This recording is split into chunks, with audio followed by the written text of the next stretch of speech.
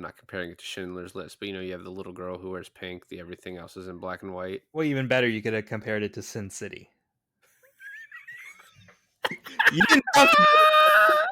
You could have just compared it to another comic book movie written by the same guy, Frank Miller. You could have just done that, but you decided to go. Oh, you know what this movie is like? This movie is like I think a perfect comp to 300 a is Spielberg concentration camp movie. You know that Sch- movie. Schindler's List. Yeah. Yeah. I finally Watched. I finally Watched. I finally watched. I finally watched. I finally Watched. Hey guys, welcome to our 300th episode of I Finally Watched. I'm Milan. And I'm David. And because it's our 300th episode, we are doing 300. I fought you a lot on this. You did. And I brought up to my wife, I said, we're doing the movie 300. Have you ever seen it? And she goes, no. And I said, oh, it's really great. She goes, oh, so you've seen it? I go, yeah. Has David? Yes. Oh, so why are you doing it? And I said, well, it's David's idea, stupid idea, to do 300 on our 300th episode. And she goes, well, you do have a movie podcast. And if you make it to episode 300, that is the move. And I'm like, God damn it. Yeah, I mean, my wife said it was a good idea too, so. And she likes Well, none of my ideas, so. it must be good. It's been a while since I've seen this movie, and putting it on, I realized, especially showing someone who's never seen it, aka my wife, My wife. Borat reference, I was like getting excited about showing it to her. I was getting into like remembering how awesome this movie was. And then as I'm watching it, I was like, oh, it's so much better in a lot of ways than I remember. Just like just not even the action, but just the writing, like the writing and the setup and everything. And then the runtime is like sub 2 hours. And I was like, that can't be right, because it feels like a 3.5 hour movie, but like in the best way. And even Taylor mentioned that when we were about maybe like 45 minutes into the movie, she's like, is the movie ending? Because that's when basically they set up everything and they're at the gorge, like where it comes into like a small point. You mean the hot gates? The hot gate? Hot gate. And that's where all the fighting happens, right? And she's like, oh my God, is the movie ending already? And I was like, no, it's like we're not even halfway. She goes, why does the movie feel like it's ending? And one, she's not wrong. It definitely does feel like it's coming to an end at that point. But also, at that point, it's 45 minutes of setup and an hour and 11 minutes of just fucking badassery. Yeah. I think the movie is paced very well. And you talked about it being written very well before we started. And I think one of the ways in which it does that is it's not just constant action. They have story like interspersed in between. They have this whole line of stories with the Queen and the other guy, Theron, and the council and all that, which apparently that part of it is kind of made up. I think even made up from the comic. Like it's not in the comic. It's probably not even historically accurate. So, oh, that's funny, because you would think that would be the historically accurate part, and then the fighting would be the mostly made up part. yeah, which is sort of the opposite. Obviously, like the big elephant in the room is the depiction of the Persians in this, which the movie does kind of go to lengths of saying like this is the Spartans version of it, and there's always like these like historical records of like the first time you see like Genghis Khan like crossing with elephants, whatever, and the people describing like these beasts they've never seen before. I mean, so like partly that part of it is kind of like, I don't know. Well, the setup for this too is very well done in the sense of what you were saying about how this is from a certain perspective Right. and how things are kind of taken in a higher hmm, like a higher imaginative role in people's heads. So Xerxes is the perfect example of this, where according to how people looked up to Xerxes, he was considered a god. And also it doesn't help that he was like 11 feet tall, right? Yeah, in And the movie, not in in the real life. movie, well, maybe in real life, but he was larger than life, and I would have to say probably his personality was larger than life. Also, he did very well. Instead of a god, he's depicted much more of a devil type. He's luring people in with women and food and jewels and gold and stuff like that. But then at the end of the movie, you see he makes them bleed, right? It reminds me of Avengers Endgame, or Infinity War, where Tony Stark punches Thanos. He's like one drop of blood. It's like enough to make people not believe in you anymore as a god. And so when Leonidas is walking up or climbing that mountain and visits the ugly the ugly people up there, it's not the fact that they are actual like oracles connected to the gods, and we see that they can be bribed with money and stuff like that, right? And women. It's more so that they did a really good job in basically conning people into making them believe that they're this through science, and even their like magic and mysticism is fireballs and smoke, right? Right. And then the build up of that with religion, they did a very good job with tricking a lot of people into making them larger than life. But then we have like the realistic grounded part of this too. There's a realistic, grounded part of this movie. You don't think so? I I mean, so some of it, right? Like, so this is based on a real thing that really happened, right? And like a lot of that part of it is accurate. The visuals are not, and I don't really want to tell someone how to feel about that. But I think your point too about like the fact that they have these. It's like all the bad characters are portrayed as disgustingly ugly. All the good characters are beautiful, six packs, nice boobs, as you kept talking about before we started recording. Whoa, whoa, whoa, whoa, whoa. I was looking at the IMDb of one Zack Snyder. He did a lot of music video work starting out. His first movie, Dawn of the Dead. 2 years later, 300. Watchmen. The Legend of the Guardians, The Owls of Ga'Hoole is such a weird movie in his repertoire, but also it looks like it's pretty decently rated. Sucker Punch, I think, is like kind of a beloved movie that's a little bit lower rated. A beloved movie for By 14-year-old men. yeah, who think that the main chick is super hot. Yeah, Yeah. I went and saw it in theaters. I went to see it alone. So yeah, you're the perfect demo. I sat in the back. So then you have Man of Steel, which I think is like a lot of people like, a lot of people hate. It's it's a weird depiction of Superman. I think a lot of people liked it when it came out, and then some people hated it. And then I think as time went, people just like to hate on it. And people also like to say like that is the height of Superman too. It's become very divisive. Anyway, it's then a sharp decline to Batman v Superman: Dawn of Justice. You then have like the Justice League movie that came out that was trash. Then you have Zack Snyder's Justice. That's only because Joss Whedon took over like halfway through. Yeah, I think everyone understands that, but thank you for pointing that out.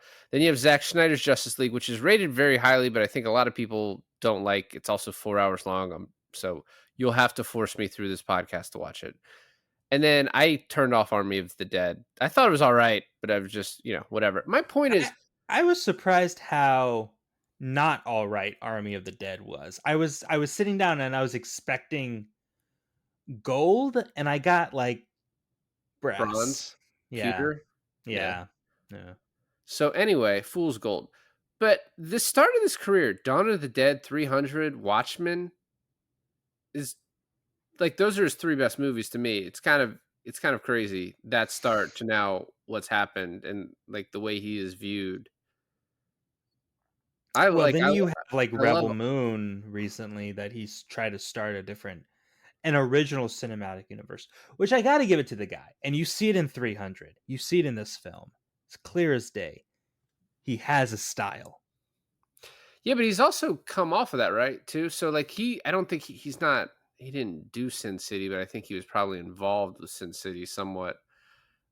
Just like those like that time period, these movies, Watchmen 300, they worked at that time and then now I just don't think they would maybe work as well. So it's like his style hit at a time that works super well. He's changed it now with these last movies because they're superhero movies, they're more managed. I am excited to see what he does next. I have not watched Rebel Moon or Rebel Moon Part 2, The Scar Giver, just because I generally, straight to Netflix streaming movies are usually not great. I have to say, I agree with you. And this is a little off topic, but there's a new movie that just came out with Idris Elba and John Cena called Heads of State, where John Cena plays the president of the United States, Idris Elba plays the prime minister of England, and they have to team up and battle terrorists. And It I think looks pretty good. it's awesome. Oh, you watched it? I watched it. It is very fun. Okay, I'll have to check it out. Yeah. So, this movie is based on the Histories by Herodotus, written around 425 BC. There are so many of like in a movie that you would think is just like of this made up fantasy the way it looks, right? And it comes from a graphic novel. It's actually like got a lot more accuracies in it than you think it would. You know what I mean? Yeah, probably more than like Troy or movies that try to look grounded in realism. Right. So it's like our arrows will blot out the sun, then we will fight in the shade. We will fight in the shade. Real line, which Such a is good line. maybe like one of the most badass lines like in a movie. First of all, what an introduction to Michael Fassbender in this movie, who when you Yeah. have the history of him after this and then you watch this now that you like can see how much he's fucking going for it and how just like great his character is in this because he stood out when you first watched this and you're just like this guy, what's up with this guy, and then to see like the fucking chops that he has afterwards, it's pretty entertaining. You know what's crazy is that and this is how long ago I've probably seen this movie. I had no idea who Michael Fassbender was when I watched this movie. I didn't even realize that he was in it. Going back in it, my wife and I are just looking at this movie like, it is that Michael Fassbender? No. But who else could it be? Well, at his age now, right, he seems like he should have been around with all these other guys. This is his first movie in 2006.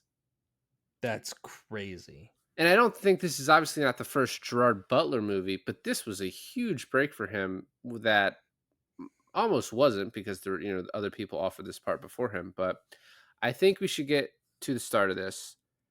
So this opens with a young Leonidas. Do you know who played that young Leonidas? No? It's Timothy Chalamet. No. It wasn't. No, it was Zack Snyder's son. Okay. So there's like very interesting history on this. So Leonidas had an older half brother, Clemenus, and then Dorius.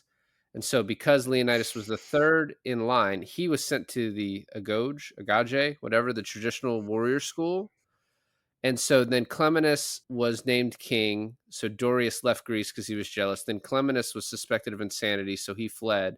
So then Leonidas became king. He is like one of the few Spartan kings to have ever undergone that training because normally the kings don't do it. But he wasn't supposed to be king, went through it, and then came and now is king. Yeah. So kind of like the perfect spot for someone who's got to, fight a million Persians. Yep. And then the historical Queen Gorgo, who is Lena Headey in this movie, which I finally looked up how to pronounce her name. Apparently, it's not that hard. I was just making it harder than it needed to be. She was the daughter of Leonidas's older half brother Clemenus, like the first king, So she was his niece? half niece. Let's not make it weird, you know. Okay, all right. And then after that, it's just like, all right, the movie starts. So this entire movie was shot in a soundstage in Canada, except for one shot,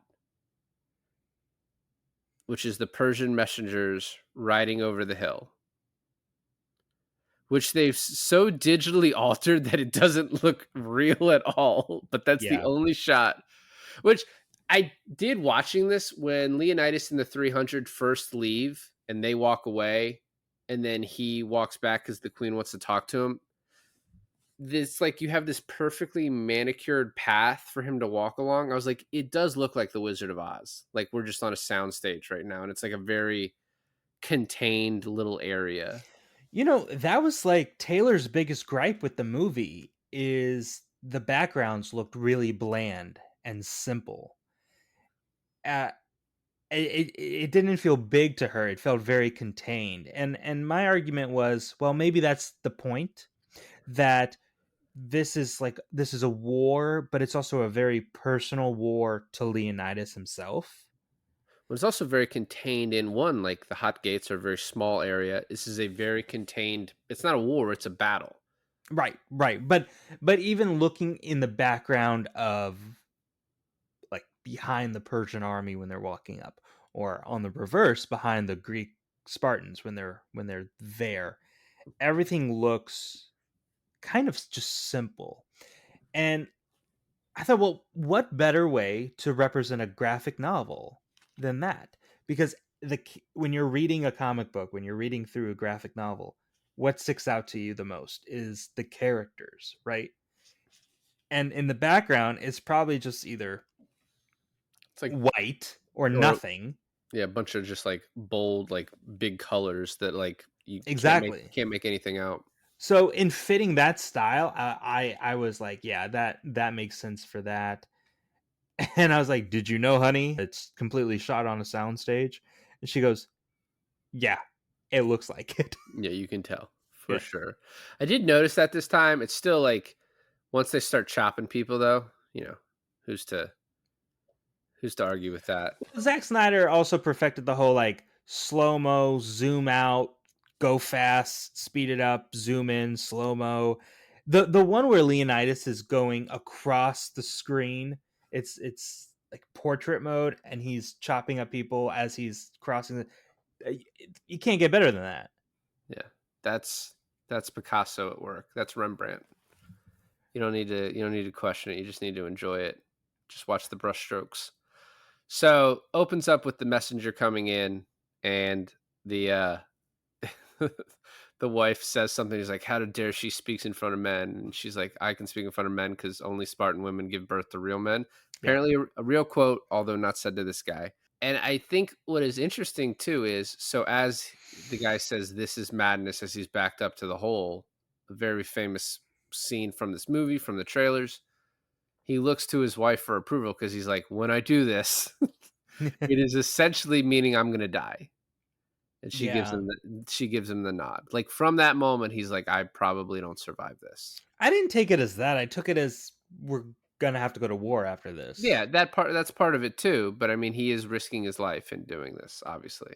And also, he looked at her like, "Hey, y- he kind of offended you the most. Do you want this guy dead?" And she's like, "Yeah." Yeah, she's a hothead, that one. And then we get the "This is Sparta," which is it's so many lines from this just throughout. That has to be the most quoted one, though.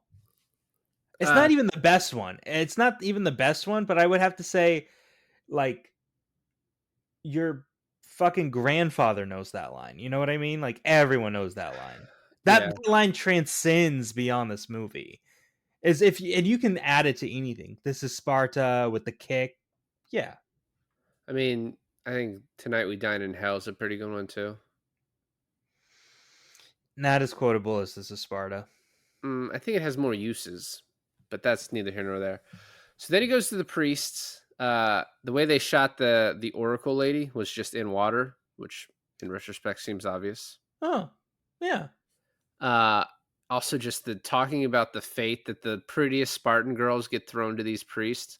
Would have liked to seen. I know it would have been historically inaccurate for just like Queen Gorgo to go up and kill all the priests, afterwards. Like, you caused my husband to die, so I'm just gonna fucking kill you now. But When the oracle was dancing in the water, and Taylor goes, "Oh my god, that's an awesome job. You just take a bunch of drugs, dance a little bit, and you tell them what's up." And then the ugly priest guy like comes up and like necks her, and she's like, "Oh, never mind." yeah, you gotta fuck the priests, Yeah. Taylor. Oh no, There's- no. Yeah, you don't get hazard pay for that either. So I think, talking about like the accusations of racism to this film, maybe the most racist part is the black Persian guy who goes out after Leonidas leaves and he's like, oh, yes, talking about the money he paid them. And then it cuts to his face and then it fades to black around it. So you just see his eyes like he's the Cheshire Cat. But that's so comic booky. Like, that's I know. such a graphic image. I love when the movie does that with him, with the blood. Like, the over the top color splash is so cool. Do you know how much fake blood was used in this movie? 15,000 gallons. 2 gallons. Oh. The rest was fake. Well, I in could have post. I could have guessed that. I was just You could have, thinking but you didn't. maybe. One of the things that I read was the lack of red in a scene where like the prop designs and everything had to not have red in them so that things that had red in them popped more, like the capes, the Yeah. blood. And so it created this thing where you can't have, and if you notice, all the Persians had gold, and it was just like plain gold. There were no jewels or rubies or anything like that, right? So I thought that was a cool detail too, and it really did. It really made you focus on the red. It's almost like that when you have those pictures where it's like everything. I mean, I'm not comparing it to Schindler's List, but you have the little girl who wears pink. Everything else is in black and white. Well, even better, you could have compared it to Sin City. You didn't have to. You could have just compared it to a comic book movie written by the same guy, Frank Miller. You could have just done that, but you decided to go. Oh, you know what this movie is like? This movie is like I think a perfect comp to 300 is Spielberg concentration camp movie. You know that movie. Schindler's List. Yeah. Yeah. So I think if after all the Justice League movies that Zack Snyder has trouble making Hollywood movies, he should go into porn, because the one in The Watchmen, the guy clearly has an eye for it. Yes, but it's still quite tasteful. She has one line. She's like, why don't your lips finish the job your fingers started? Which is probably like not something I like really caught the first time I watched this in theaters 20 years ago. I don't think I caught it this time. Well, yeah, Taylor's told us about that. So Oh, okay.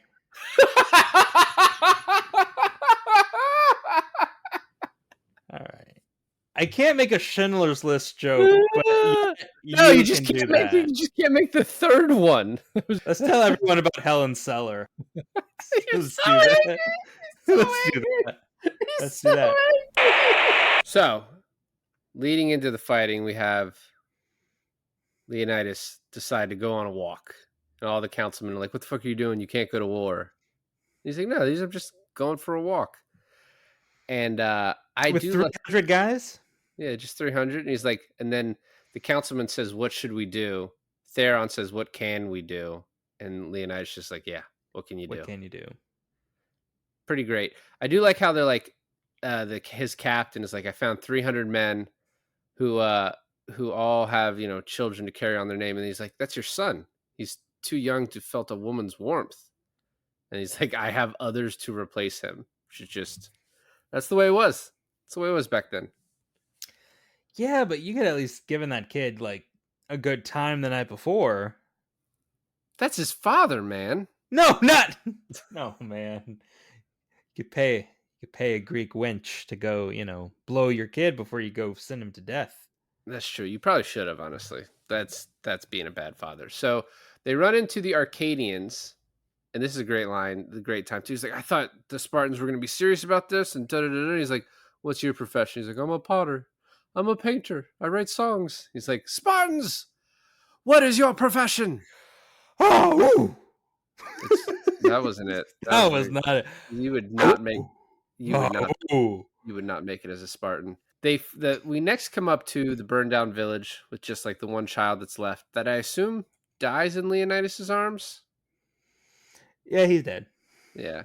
And then these immortals will put their name to the test. And then you just see the tree of villagers, which this totally reminded me of like a Genghis Khan type thing. Like they're going through and they want to make a show of the killing so that then when they get to the next village, they don't have to do it again. Like a Hannibal Lecter sort of thing. What? Hannibal Lecter. Yeah, explain. I don't understand. Like Hannibal Lecter kills people in gruesome ways so he doesn't have to kill the next guy?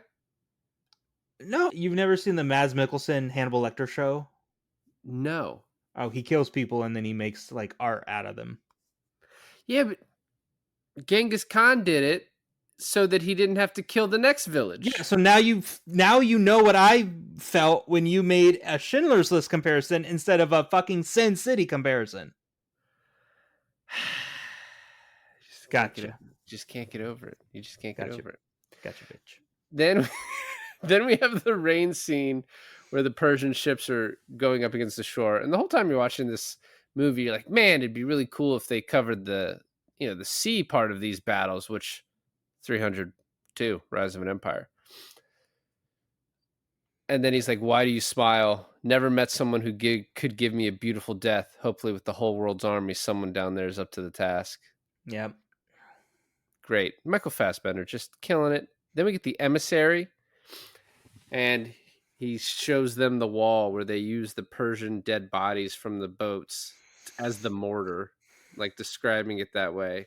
The jump, the leap, as he's got the whip back, cuts the arm off, and then our arrows will blot out the sun. Just so badass. They don't kill that guy, right? They send that guy back. Probably. Because that's why the rest of the Persian army comes up that hill. That's how they know they're there. Yeah. Okay.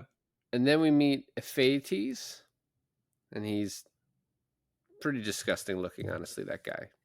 I thought we met Ephaetes after the first battle where they pushed them into the ocean. Oh, no, you're right, because he was saying that he couldn't lift up the shield and that he couldn't do what they did, which I don't know. There was like a pretty, like the few guys in the front had their shields kind of low. I feel like Ephaetes could have helped out there. Yeah, but he wasn't going to be in the front. Dude, that guy couldn't hang. There was some guys in the back, like stabbing and poking people who were a little bit alive. Yeah, the cleanup crew. When I watched this, I was like, man, that would have been cool to be back there, right? You're just like getting your numbers up. Like, dude, I killed like 100 guys today. Like, how did you kill 100 guys? They were all. You left them all alive. It's like when you're playing video games and you have like your kill score and your combat score. And it's like, why is your kill score like 19 kills, but your combat score is like less than 2,000? It's like, I don't know what to tell you, man. Just getting a lot of. I'm getting the finishing blows. A lot of quick kills here. So, the first attack. Great lines again. This is where we fight. This is where they die. And then he says, lay down your weapons. And the Leonidas says, come and get them. Apparently, he actually said that. Come and get them. What about the give them nothing but take everything? Didn't read if that's real, but it is badass. That's a badass line. Yeah. It's just so good. And then we get the awesome slow-mo. I think this is the first use of it. Looks great. They look thirsty. Let's give them something to drink as they push them to the edge. So I have like a 3x4 foot poster that's like textured that I bought from a going out of business Blockbuster that is the Spartans pushing the Persians off the cliff, like, and then the poster. I actually wanted to get rid of it, and my wife was like, "Nah, I use that to do puzzles on, so we're gonna keep that." That's a beautiful shot. And I know exactly which one you're talking about. It's you have the light behind them. You have them like half of them are already fallen, half of them are already about to fall, and then such a great shot. I'll cut you a good deal on it. Your wife Let's. does her posters on it. I don't I want to take that mean, away from her. it's got the price already written on it. We'll say $300. We'll just call it right then. Yeah. So then they send the second wave, and he's like, "Oh, before that, the arrows come, and they all start laughing." And he's like, "Why are you laughing?" He's like, "Because we're fighting in the shade." And then they get the really cool shot after the arrows are done of this one guy. It's probably Leonidas, but it's like you can kind of not tell. Just cutting the arrows off. It is Leonidas, and it's done in slow motion. To which my wife is like, "Did that really need to be done in slow motion?" To which I said, You're "Of motherfucking course, right, it did. of course it did." Yeah. So then the second wave, and he's like, "Today, no Spartans die. Persians send a small contingent, and they're like, tell Leonidas to come over there." And they're like, "What are you doing? Like, you can't go over there." And he's like, "If they kill me, then all of Sparta goes to war. Pray that they are that stupid. Pray that we are that We're that lucky." lucky. Oh my god. I was like, so he's already ready to like give it all up. Then also, and then he says, "Also, there's no reason we can't be civil," as they're like stabbing Persians on the ground. And the other guy's, "Of course not." I also forgot his talk with Xerxes is funny. Like there's some really funny lines written by Zack Snyder in this. There is, well, I can't kneel. I've heard it too much from killing your people all day. Uh to really understand the size of Xerxes, he walks up to Leonidas. He's twice his size. He's hovering over him. He comes up to his waist, and then he puts his hands on his shoulders, Yeah. which that's frightening. Listen, last time a guy with mascara put his hands on my shoulders, it was not a good time. Woke up with a hurt butthole. It did not end quickly, and I Yeah. did not enjoy it. You kind of enjoyed it.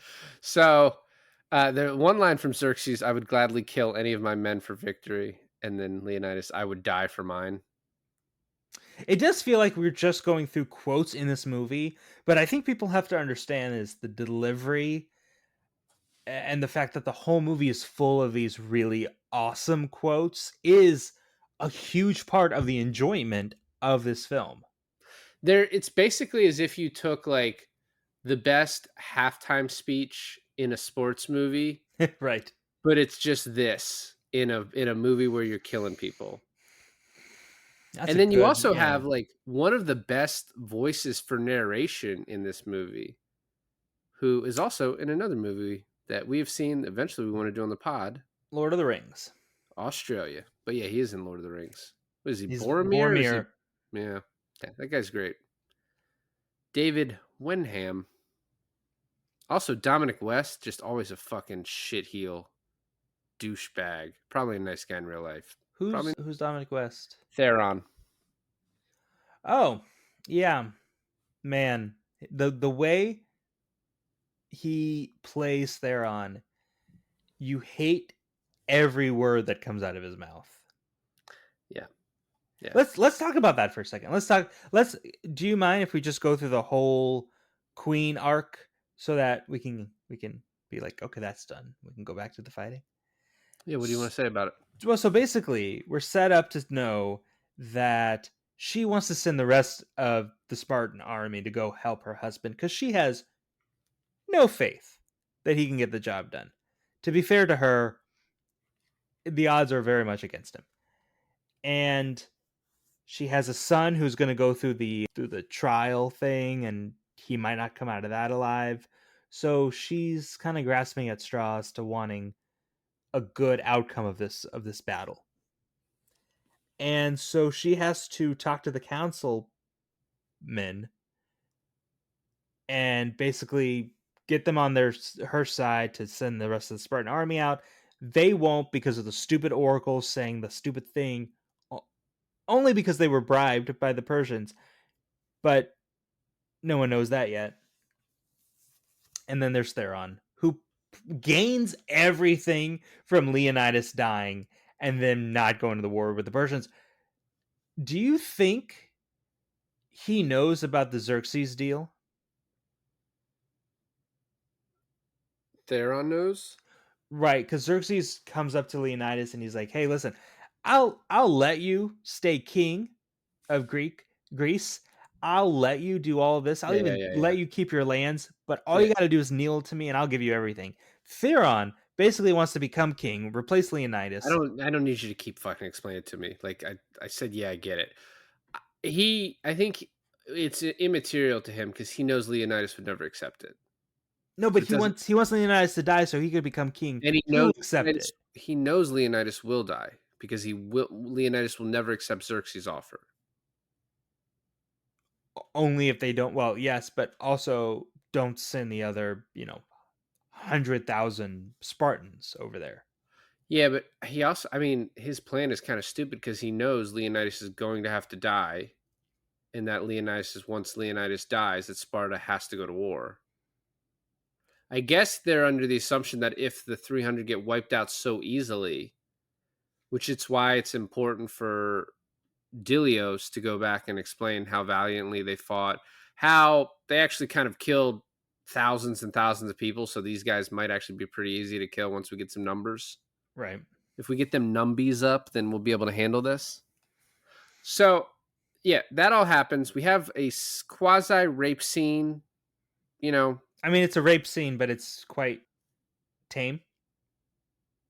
No, I mean, it's not over quickly and she did not enjoy it. But I just meant like the legalities. I don't know Spartan law that well. Anyway, I would consider rape. So then she goes to the council, gives this impassioned speech. People are like, oh, we're kind of on her side. And then he's like, well, actually, though, did you know she's a big fucking slut, guys? And she tried to bang me? Were you guys aware? That was so good. I was like, how is he? Like, he can just be like, oh, yeah, I'm on her side or I'm not on her side. But the fact that he was like, oh, she's a whore. And they were like, oh, yeah, did you hear? I had the captions on for this. Did you hear the guy in the background? He's like, oh, yeah, makes sense. Oh, that totally tracks out. Yeah, I've always thought that about her. He's giving his whole thing. He's like, she tried to sleep with me. She's a whore of Sparta, blah, blah, blah. And you hear one guy in the background, yeah, checks out. Yeah, she tried to sleep with me too. Yeah, it's like she tried to grab my dick once, I swear.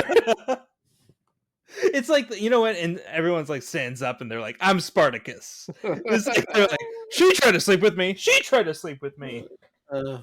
So my only question is, so then she gets a knife and she stabs him. They first grab her. These random like guard guys grab her. And I'm like, they must be council guard, I guess, because that's your fucking queen. Get your hands. Like, if Leonidas was there, like, you'd be dead, guys. Yeah, I was surprised at that, too. I was like, in this case, also, obviously, men are, like, much more respected than women, right? So maybe they just can't have her going around slapping guys. But also, anyway, she's the queen. She then stabs him. Why does he have the Persian coins on him? I was wondering that too. It's like, oh, the thing that I want to like keep secret from everyone, I'll bring to the council meeting. Yeah, it's a little bit of bad story writing, but I don't know. I like it. I accept it in a movie like this. I accept it. Also, in one fell swoop, she kills him. She tells him the comeuppance, and then she also exposes him as a traitor in one stab. Well, first of all, it wasn't one stab. She kept pulling out and putting it back in, and the guards were just like, well, so did he. But she... Very well done. Thanks. Back to the battles. So we got the immortal battles with the huge fucking monster that Leonidas chops his head off. That's amazing. We then get a montage of battles. I think one of my favorite shots in the movie is the rhino, where the son of the captain throws the spear, and then the camera fades down behind him. He doesn't move. Badass. And then you just see the rhino slide up right in front of him dead.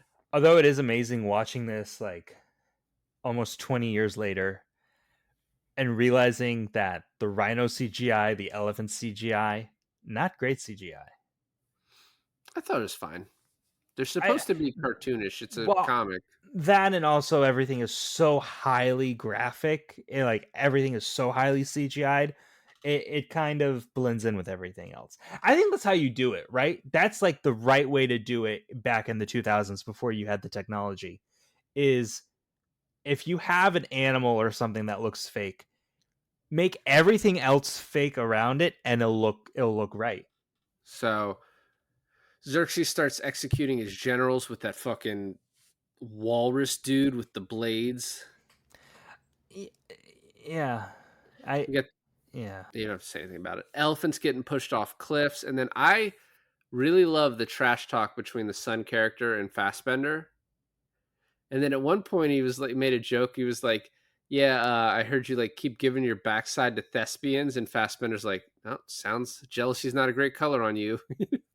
Yeah, they totally had like a thing going on, right? Like that's why he never felt the warmth of a woman. It's because he Is he? wanted the warmth of a man. Yeah, yeah, probably. And then when the son is killed and the father goes nuts, is that's I don't know. It's a pretty jarring, little bit.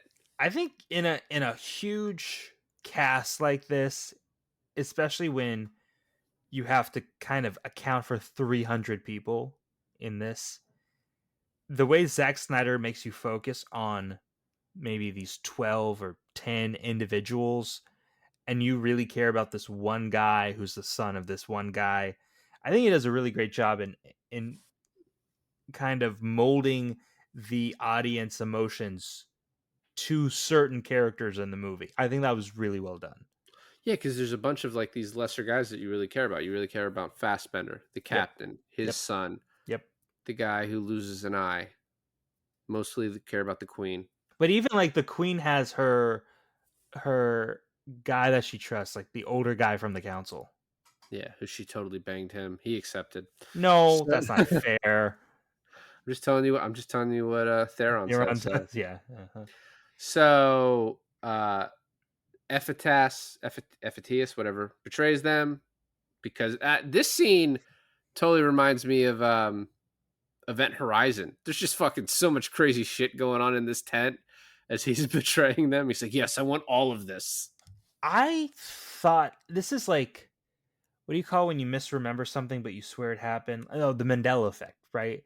Yeah, Or I swear this was a scene. I'm like, how is this not a scene in the movie? I've seen this somewhere. I thought there was a scene where the army is going through the gorge and there's people up on top pushing boulders down on them. I really thought that was in this movie, but it was just not. I don't remember that, so I don't think it happened. I Well, think I you made it didn't. up. Obviously, I did, but I'm wondering what movie I'm thinking of.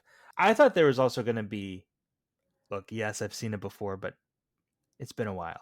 I thought the Hunchback was going to do a double bluff where he betrayed them at first, and then when they were there, he was going to like be back on their side.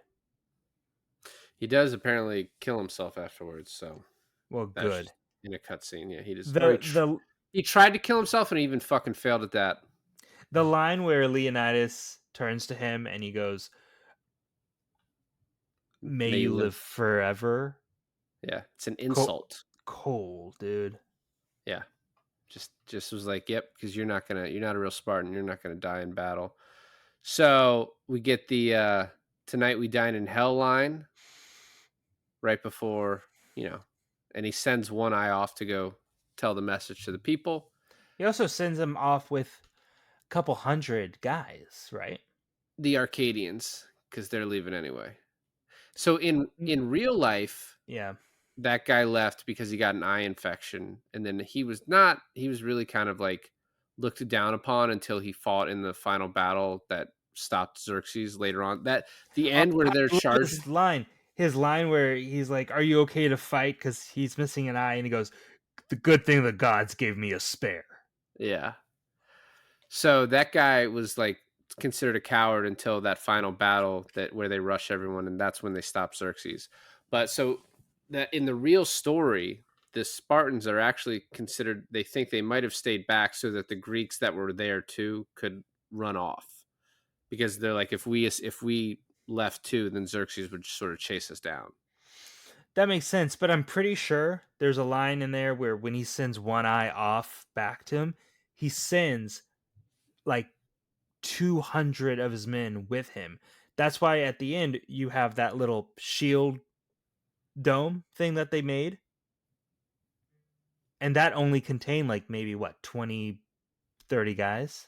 A lot of them got killed too before that. So Oh, that's uh, true. I love the callback. Not a callback really, but just him saying, doing what he said he was going to do, and he's like, "I'm going to make sure that they know a god king can bleed." Just throws that spear. The way that you are looking at the reflection of the spear going up the steps, one of the cooler shots in this movie. Did you really want him just to kill him? No, I mean, I wanted it to. He doesn't kill him, right? They all die here, so I know, but I wanted Xerxes to die, man. But it is almost kind of worse than death, right? It's breaking the mirage of the fact that he can't bleed or can't get hurt. So now everyone is like, "Oh, he's not all powerful. We can totally defeat him." Yeah. I mean, I don't know. I would have preferred. I think death would have been worse. And then, yeah, the movie's over. Leonidas is dead. 300 are dead. It's done. We get another cloud of arrows, which is also badass, and we get that last shot of Leonidas covered in arrows lying on the ground. Now, talk about a shot that looks like a painting, where he's in the center, sprawled out, and all the rest of his Spartan army are all sprawled out, dead. That's awesome. It was. So, alternate casting. Zack Snyder originally wanted Brad Pitt because of him and Troy, but Pitt had other commitments. I love Brad Pitt. I'm really happy that Gerard Butler got this. It would have been interesting to see Brad Pitt, and then Henry Cavill, I think, was offered the part too, but he turned it down. Then Wow. Sienna Miller was considered for the role of Queen Gorgo. Cavill would have been interesting. I mean, Cavill was in that very similar, well, kind of similar time period. Immortals. Immortals, yeah. I liked Immortals. Big Immortals was okay.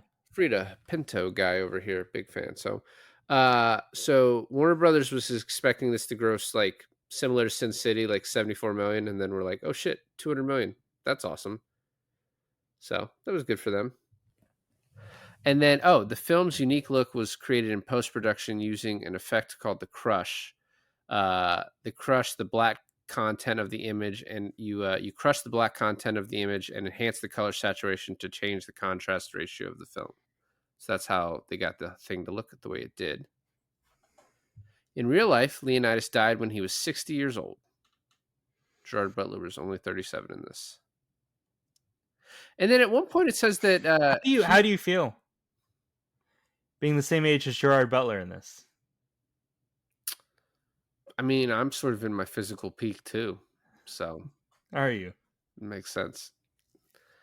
So Zack Snyder apparently pitched this to Warner Brothers after he was taken off the film I Am Legend. Oh my god. Imagine. Zack Snyder's I Am Legend is not something I think I need or want. I love I Am Legend. In thinking about this, I am currently vamping so that I can look up who directed I Am Legend, because I did not know. And it was directed by someone named Francis Lawrence. Who, Yes. I don't know who that is. What else did he do? I'm looking it up. So he And? did The Hunger Games. A lot of Hunger Games. That's disappointing. Red Sparrow, Water for Elephants. He did the show Kings. It's all over the place, isn't it? His best movie. Oh, wait. A little movie called Constantine. So that's pretty fucking good. I heard Constantine 2 might be coming soon. Electric Boogaloo. That's really all I have about 300. And I heard you wanted to ask me. We had some questions. Yeah, so in celebration of our 300th episode, I reached out to Twitter and asked some of our followers, do you have questions for us? Let's open up a small Q&A, and we have some anonymous questions and we have some questions that people would like a shout out for. So I want to start out with a guest we've actually had on the podcast, Miss Rena Friedman Watts from the Better Call Daddy podcast. I believe we did Pump Up the Pump Up? Volume. Yeah, That's right. that was her favorite movie. So she asks, what's something you finally did that you've been wanting to do or signed up for or learned? So I don't think she actually means the podcast. I think she means more of a general question in this. But we can answer it if we're talking about the podcast too. Something you finally did that you've been wanting to do or signed up for. What do you have? Well, I always loved storytelling, and that's why I decided to get into the film business early, and then I kind of dropped it, but then I recently have been starting writing again, which I really enjoyed, and it's kind of fulfilled this creative hole that I've had for a while. But yeah, so I've started kind of writing more consistent again, and I really like that. I've started working out again. After watching this movie, I was like, I need to look like that. I have started working out again, unrelated to this movie. I took a break when we started coming. I had to return to the office more often, so that put a damper in that. But yeah, physical health. Nice. Second question is from Delvin Cox. And he asks, what ingredients do you put on a hot dog? I'll let you take this one. I am a very simple man. I know a lot of people don't like ketchup on a hot dog. I do like a 2-to-1 ratio mustard to ketchup. So way more mustard than ketchup. So like if you do like 4 lines of ketchup, you do like 4 lines of mustard, you do like 2 lines of ketchup, or like 2 and 1, So that's the ratio I like to use. I like everything. I like ketchup, mustard, relish, grilled onions. Like really load that sucker up for me. I like Do- coleslaw. Coleslaw? So, Okay. yeah, On a hot coleslaw- dog or like eating it next to it? No, on the hot dog, and then Okay. just some mustard, and then yeah, obviously, there's a really great chili dog place that I ate at in DC last time. Like the few times we've been, that's also good. So chili dog's also good. A couple days ago, we were out and about, and there was like a hot dog stand, and I got like a bratwurst with all these onions and what's that thing you put on bratwurst that's mostly, I guess it is onions. Sauerkraut. Thank you. Sauerkraut, onions, mustard. And I went to take a bite, and the hot dog slipped out and everything fell on the ground. You're like a fucking cartoon character. It's like a fucking cartoon, dude. I was so sad. But yeah, that's from Delvin Cox. So thanks, Delvin. We have a question from Casserole, another movie podcast. All right. They ask, out of all the films you've done, which has been the one that, if it hadn't been for the podcast, you'd have happily turned off midway through and not gone back to it? I wrote down 3. You wrote down 3 films. Okay, go ahead. I wrote down Just Friends. Wow. Okay. But I think that movie ends pretty well. The Ritual is the first one I wrote down because it's a Netflix movie. Starts out pretty rough. That hurts my feelings. But hold on. But as we discussed on the episode, it's a badass ending. Really. I hate that these are all films that I've suggested, but yes, Yeah, what is the your last one? The third one's Eraserhead. I wrote down Eraserhead too. Eraserhead is very fair. Yeah. Eraserhead. I wrote down Eraserhead and Titan. Yeah, Titan. Which ironically was in the same month, so I would not have gone very far. Yeah, well, Body Horror Month was your choice, so yeah, Titan was not that enjoyable, and really, I mean, I'm such a completionist. There's not really a lot of films that I would turn off halfway through because I just gotta know, right? But Titan, I honestly was okay with. Another guest we've had on this show, Mr. Matthew Dawson, who is the head of the Mortal Verse podcast. I've done work for them. Mortal Verse, awesome DC fan podcast, so check that out. Little boost up for my stuff too. He asks, what do each of you think is the wildest opinion your co-host has ever had on the show? And I want to start out with this one. Here you go for it. Okay. Because I usually like when after you say something, I usually like just kick it out of the memory bank. So this was actually tough for me. Okay. So what do each of you think is the wildest opinion your co-host has ever had on the show? I do not understand how you don't like Dead Poets Society. Even a little bit. Actually, I don't understand your hatred.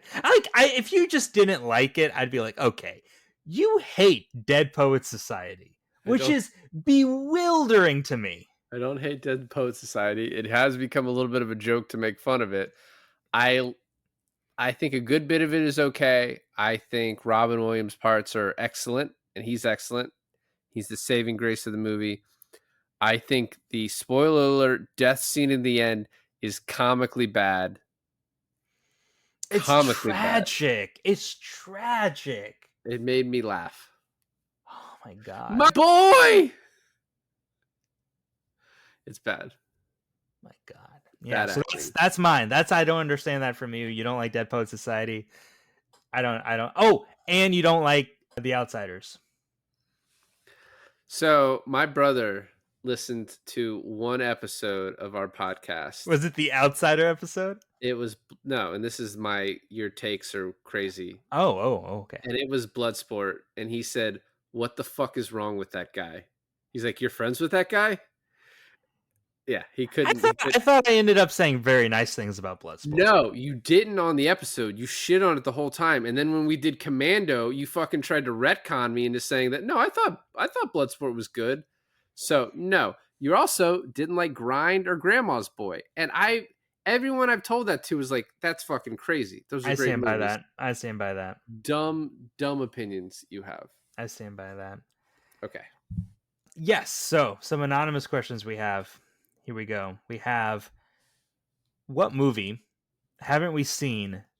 Do we think the most about the most from the pod? So like, I'm guessing this question, it's badly worded, by the way. I don't know who wrote this, but what movie have we haven't seen do you think about the most? What movie haven't you seen that you think about the most? I think the question is getting at like a movie that you hadn't seen until the podcast. Oh, okay. Did you? Man. Well, you go first. You go first. I'll think about this for a little bit. So the one that I think about the most is Under the Silver Lake, like constantly. Just I loved It Follows. That was like my choice to do that one because it's my favorite horror movie. Under the Silver Lake, I just all the time just pops into my head like random scenes from that movie. Just like it's got a fucking Sydney Sweeney cameo before she was big. It's got just like these crazy scenes all over LA. Whenever I think of LA movies, I then also think of that one. So that one, it's one I'm really glad we did, and I think about it often. That one is good. I do think about that one too because it's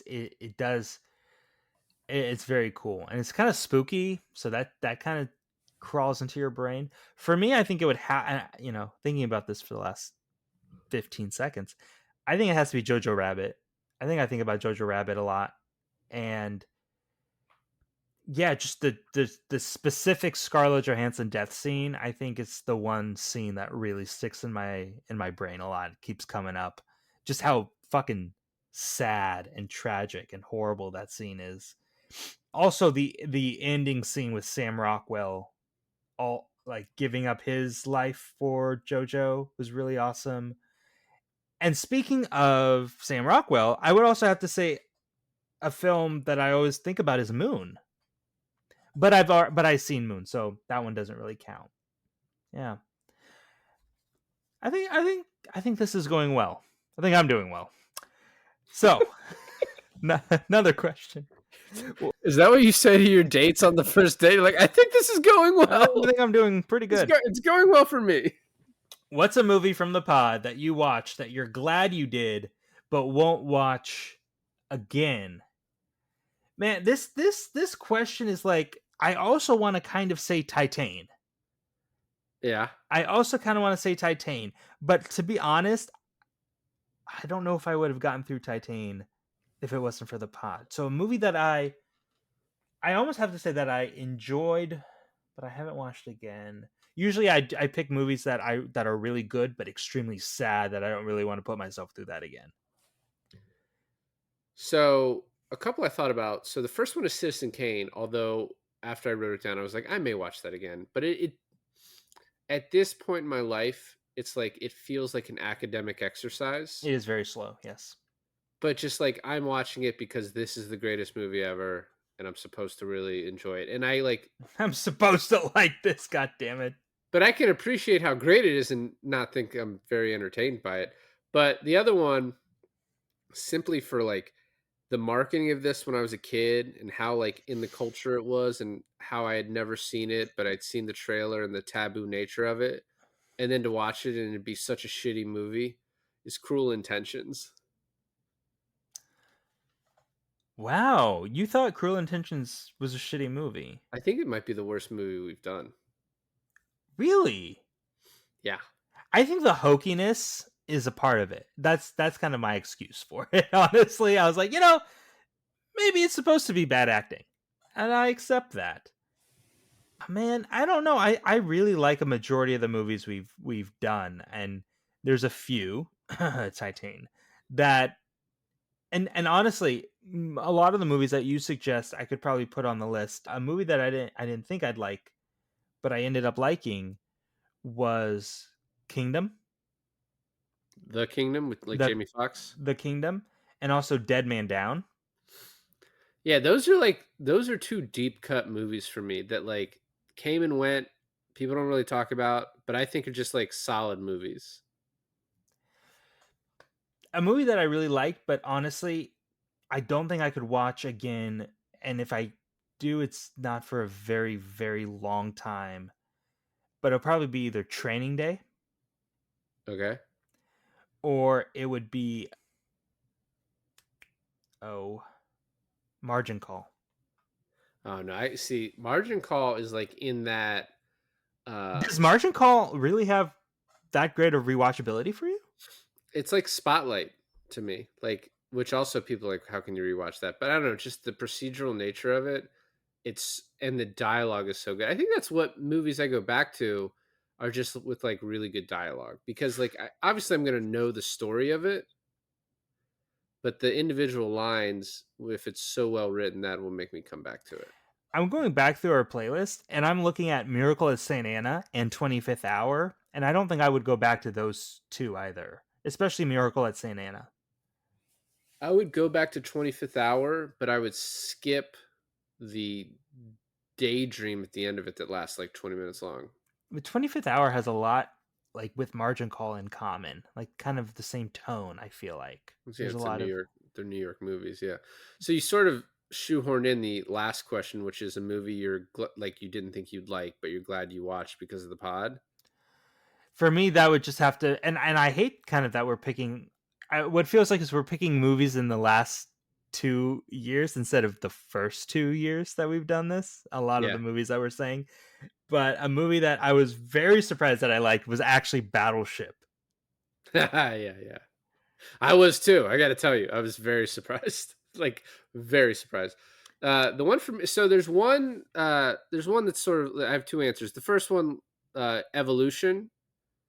Yeah. That I thought I was going to hate, and I was like, "Ah, was pretty good." And then the second one that I was unsure of and I loved is Moonstruck. Okay, see, that makes me happy because those are two of mine. Those are two of my movies. That's the point of the questions. That's the Whoever this point of the- anonymous question asker is, the guy's a genius. Yeah, At pretty getting- good. Yeah, so that guy.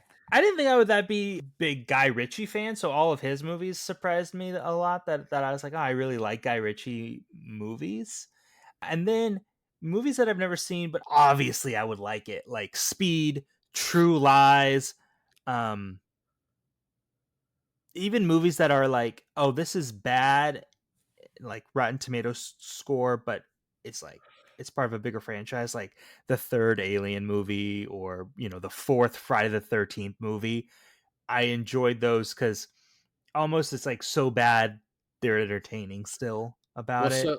so like the Friday 13th movies could have easily like 2 and 3 kind of closely like 1, 2 or like ones that I might have turned off had it not been for the pod. I would have watched 1.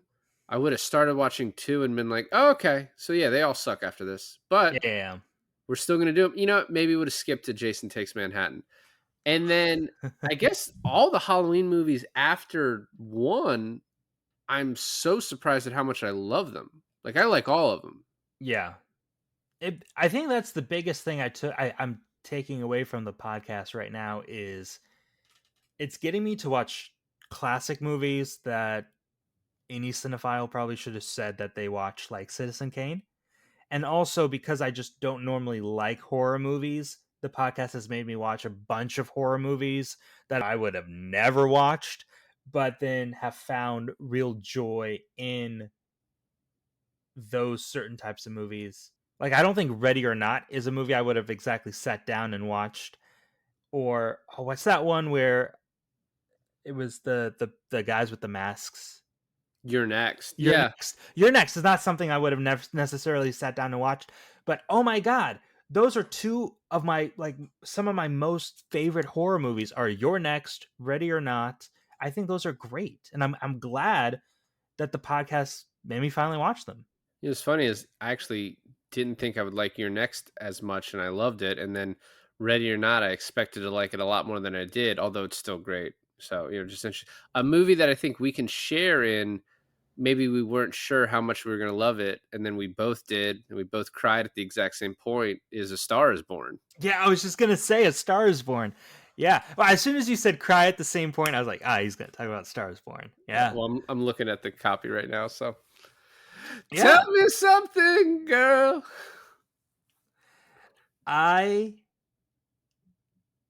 No, I mean, I think we started this podcast. At least I started this podcast. You can say your motivation later, but I started this podcast wanting to expand my repertoire of films that I've watched, and in 300 episodes, I can safely say that we've done that. Although I would say, I would have to account for 50% of the movies that I've already seen, more or less.